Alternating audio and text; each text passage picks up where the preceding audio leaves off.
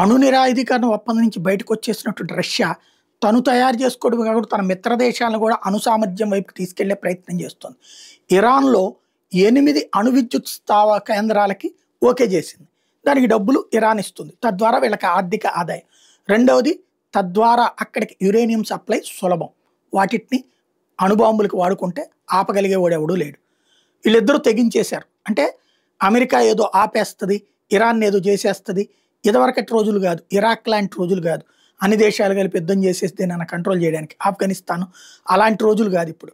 కాబట్టి రష్యా అందుకని ఇప్పుడు ఉక్రెయిన్ యుద్ధంలో ఉక్రెయిన్కి ఆయుధాలు ఇస్తున్నారు, కానీ ప్రత్యక్షంగా యుద్ధంలో పాల్గొనలేదు. ఇరాక్ యుద్ధం అప్పుడు ప్రత్యక్షంగా పాల్గొన్నారు. ఇరాక్ ఇప్పుడు అట్లా పాల్గొనట్లేదు. వీళ్ళు అంత భయపడి చేస్తున్నారు.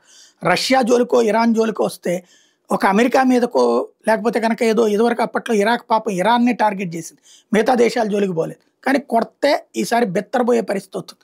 అందుకని డైరెక్ట్ చేయట్లేదు. అణుబాంబుల్ని ఆపడం మానేసి తాము కూడా అణుబాంబులు తయారు చేసుకుంటామని అమెరికా అధ్యక్షుడు చెప్పుకొచ్చినటువంటి సందర్భం.